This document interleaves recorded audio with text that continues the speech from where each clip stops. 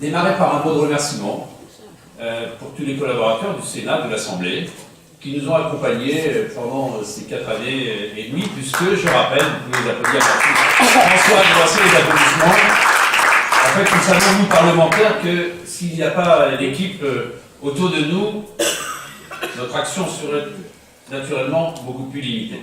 Merci François de ton accueil, merci aux sénateurs de l'Union centriste d'avoir organisé ces journées parlementaires et d'en avoir défini le format et les thématiques. La seconde chose, à un moment où une élection présidentielle arrive, où on termine une mandature, il n'est pas inutile de se retourner quelques instants pour voir quel était le chemin parcouru pendant ces 4 années et demie. Essayez de regarder un peu ce qui avait été fait sur la précédente mandature. Est-ce que oui ou non, ce concept d'opposition constructive, on l'a fait vivre? Est-ce que oui ou non, on a essayé, Sénat et Assemblée, de travailler ensemble? J'ai le sentiment qu'on a avancé ensemble, j'ai en souvenir, et quand je regarde Vincent Capo-Canella, il a certainement lui également en tête ce souvenir sur la fameuse loi Macron. Il y a eu un vrai travail qui a été accompli entre nos 2 groupes parlementaires. Mais il y a des chiffres qu'il faut rappeler. Entre 2007 et 2012, la gauche avait voté un texte, la Burqa. Nous en avons voté 9. 9 à l'Assemblée, je tenais à vous les rappeler, puisque j'imagine que le Sénat, ça a été les mêmes choses, le projet de loi agriculture, les emplois d'avenir, la réforme de l'asile, la loi de la sécurisation de l'emploi, la réforme ferroviaire, la loi sur le renseignement, la loi sur le terrorisme, et je passe sous silence d'échéance de nationalité. Regarde Jean-Christophe, on se souvient des rendez-vous nombreux qu'on a eus, soit avec le Premier ministre, soit avec le Président de la République. L'état d'urgence, à 3 reprises, ça veut dire une chose, mes chers collègues. Je crois qu'on a su prendre nos responsabilités et que nous n'avons pas pratiqué une opposition d'obstruction parlementaire, mais une opposition de construction parlementaire. Regardez la 5e. Sous la 5e, ça ne s'est jamais passé ainsi. Je vous rappelle d'ailleurs que sur un discours politique général, à l'Assemblée nationale, plus de la moitié du groupe s'était abstenu. Là également, depuis 1958, je ne pense pas qu'il y ait eu un autre exemple. Ça veut dire qu'on a essayé d'avancer. On a essayé de construire, on a essayé d'apporter notre pierre à l'édifice, avec, il faut le reconnaître, beaucoup de déceptions lorsque on voulait être entendu.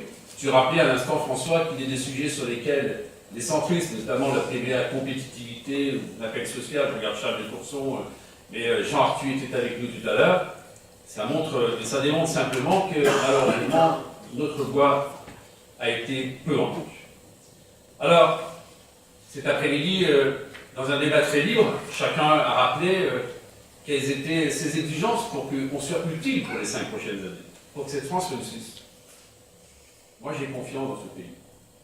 Ce pays qui a des atouts formidables, et je ne peux pas me résoudre à l'idée qu'on soit un pays en déclin, à l'idée que, pour les générations qui arrivent, oui, pensons aux jeunes générations, à ceux qui voient qu'il y a 24% de taux de chômage chez les jeunes, qui ne pensent qu'une chose, c'est partir à l'étranger, parce que là-bas, la réussite qui est assurée. Alors, il y aura des exigences à porter. Avec détermination, non, les centrismes de nous, ça n'existe pas. Il peut y avoir un centrisme de conviction, un centrisme d'exigence, un centrisme de projet, un centrisme qui est capable de dire que la route, on l'a souvent balisée, mais malheureusement, on n'avait pas la force parlementaire suffisante, on l'a regretté à combien de reprises, pour faire en sorte que nous soyons attendus, et cette élection présidentielle, et l'élection législative qui suivra, eh bien, seront les deux des rendez-vous exceptionnels qu'il faudra réussir si l'on veut passer, j'ai envie de dire, de la parole aux actes, et de manière à ce que le chemin que nous proposons soit un chemin de la France. Tout a été dit un jour ou l'autre sur le recentrage de l'État, sur ces missions régaliennes. Est-ce que vous avez le sentiment que l'État en fait plus ou moins qu'avant, 5 ans après? Alors, un exemple que je vous donne, vous le vivez tous dans vos territoires. C'est la réforme territoriale ou c'est le stylo du préfet qui, quoi qu'il arrive, définit la vie en commun de nos territoires. Alors que la richesse de nos territoires, la créativité de nos territoires, quelque part, elle est au quotidien, naturellement, le fruit du travail des élus locaux. La seconde chose, c'est une phrase que Michel Piron prononce souvent en groupe. Il ne m'en voudra pas de la reprendre. L'impuissance de l'État. Impuissance de l'État. Quand est-ce que les décisions de l'État deviendront exécutoires? D'ailleurs, c'est bizarre, nous sommes début octobre, il n'y a plus un mot sur Notre-Dame-des-Landes. Mort de plaie. Plus un mot. Et pourtant, on allait voir ce qu'on allait voir. Eh bien, mes amis, sur cette impuissance, soit nous apportons la force de la proposition et la force de l'exécution de l'État, soit sinon, nos concitoyens, ils se réfugieront toujours un peu plus dans les extrêmes. La décentralisation, ça c'est un thème, partagé par les uns et par les autres. C'est bien celui-là. Alors, quand même, vous avez vu ce à quoi on a assisté jeudi dernier à Reims. Le Premier ministre, au détour d'une phrase, qui nous explique qu'il allait donner un peu de TVA aux régions pour avoir de l'autonomie fiscale. Ça m'a rappelé, Charles, des amendements sur des bouts de CSG ou des bouts de TVA qu'on voulait accorder, soit aux départements, soit aux régions. Et vous voyez, là encore, c'est l'écume des vagues. En aucun cas, tout cela avait été préparé en amont. Non. C'est uniquement la phrase du moment, c'est bien. On a des amis socialistes qui sont là et on essaye d'apporter une réponse. Mais franchement, l'expérimentation dans les territoires, la France, elle n'est pas unique. Elle a des territoires différents. On a la richesse d'avoir les outre-mer. La réponse ne peut pas être la même partout. Et c'est notre capacité, justement, à apporter des réponses différentes. Et moi, je crois à la puissance des territoires. Cette croissance après laquelle on court partout, et c'est dans les territoires qu'on ira la chercher. Toutes ces pépites disséminées sur le territoire, c'est à nous de faire en sorte qu'elles puissent naturellement s'épanouir. Et cette décentralisation, vous l'accorderez, ne doit pas beaucoup de familles politiques et de candidats à la présidentielle porter cette ambition avec beaucoup de détermination. Le troisième sujet, ça a été dit après ce quinquennat. Moi, président exemplaire, vous vous en souvenez, à Cournathéry, avec M. Thévenoud, en passant par Cahuzac, et d'autres encore. Ça veut dire que, oui, il va falloir retrouver l'exemplarité. Parce que s'il n'y a pas d'exemplarité, ça sera encore une fois de plus un nid extraordinaire qu'on sera concocté pour les extrêmes. Et il faudra, bien sûr, par exemple, une mesure assez simple sur tous les fonctionnaires qui deviennent parlementaires, osons dire simplement, il faudra qu'ils démissionnent. Voilà.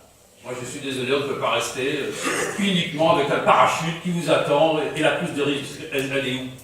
Le patron de PME, lui, il emprunte 200 000 euros, il risque tout, il hypothèque sa maison, il n'a pas de parachute pour atterrir, il a une paire de marché. Le politique, lui, se promène, tout va bien, et quoi qu'il arrive, il est battu, il continue. Les enfants, il faut porter ça, mes amis, il faut porter ça, si nous ne le portons pas. Qui le portera à notre place?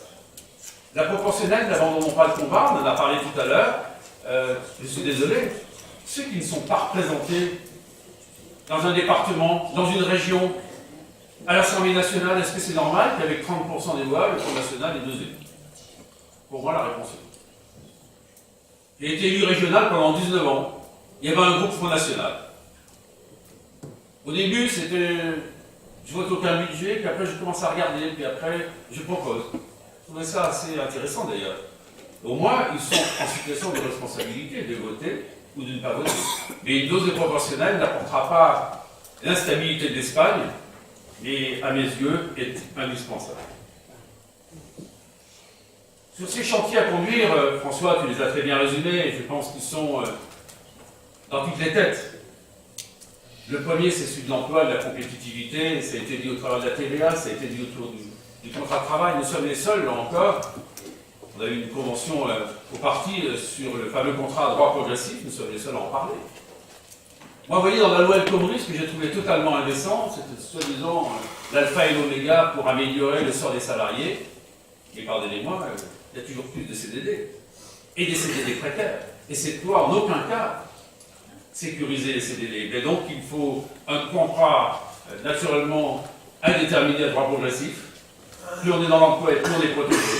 Et puis, il y a les saisonniers, il y a ceux qui ont des tâches épisodiques. Ça peut être des contrats de mission, là encore. Nous portons cette ambition. Alors, bien sûr, il y a le levier fiscal. Il y a le financement des entreprises. Qui ne rencontre pas dans son territoire, sénateurs, députés, et toutes celles et tous ceux qui sont là, des entreprises qui ont des vraies difficultés à se financer. La création de richesse, elle passe par l'entreprise. Et elle passe par ces PME, ces PMI, ces TPE, ces TPI. Regardez, on parle souvent du modèle allemand. Il y a les banques régionales puissantes. Si vous allez me répondre, il y a une banque publique d'investissement. Oui, c'est vrai. Elle marche très bien. Vous avez une banque pour les PME, PMI susceptibles d'apporter la même réponse? Ce matin encore, J'avais un exemple dans ma circonscription. Deuxième sujet, c'est l'éducation, formation, tout pour l'école, dès le primaire. Regardez le classement PISA, il est évocateur. Quel est le pays où on réussit le mieux? C'est celui où on met le plus, dès le primaire. Quel est ce pays? C'est la Finlande. Il faut donner les moyens à l'école. Plus d'autonomie, peut-être pas, Christophe, je suis d'accord avec toi, peut-être pas une autonomie totale, mais des parcours individualisés. Mettre l'entreprise dans l'école. On tente une expérimentation chez moi, c'est dans les 43 collèges du département, de faire en sorte que tous les rendez-vous économiques aient lieu dans les collèges. Ah, il faut forcer. Ah, c'est dur. Parce que il y a toujours cette éducation nationale, les enseignants, les principaux, qui ne voient pas toujours cela d'un très bon œil, mais d'autres, en revanche, voient cela d'un très bon œil. Et puis l'apprentissage. L'apprentissage. On a perdu 30% des apprentis au début du quinquennat. 30%. Regardez ce que donnent les régions à l'heure actuelle. En dehors de deux, oui, ce sont des régions de droite ou du centre. Elles apportent aux entreprises qui prennent des apprentis. Regardez les chiffres. C'est évocateur. Je me suis penché là-dessus quelques instants. Et quand vous prenez un apprenti, c'est une charge de travail pour vous. Or, ce n'est pas avec 280 000 apprentis qu'on va s'en sortir. Là où on a annoncé 400 000. C'est 600 000, voire 700 000. Et moi, un vœu assez simple, c'est que 30% des offres de formation, ce soit pour l'apprentissage ou l'alternance. Et il faut que les entreprises jouent aussi le jeu. Ils livrent une petite expérience locale. Je viens de lancer un BTS agriculture et numérique à Châteaudun, avec la rectrice la semaine dernière. Je cherche encore 3 d'entre eux. C'est tellement difficile. Donc, vous voyez que la culture aussi, elle doit rentrer dans les entreprises. Quatrième sujet, il faudra, on en parle souvent au sein du groupe à l'Assemblée, j'imagine que le Sénat c'est la même chose, des problèmes de sécurité, de citoyenneté, de laïcité.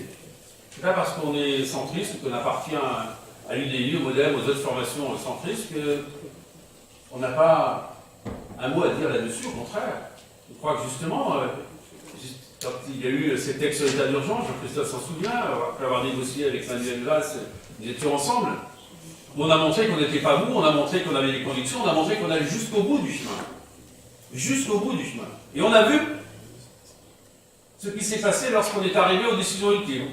Ceux dont on imaginait qu'ils allaient être les plus fermes, ils commençaient à réfléchir et à faire marche arrière. Non, il n'y a pas à transiger là-dessus.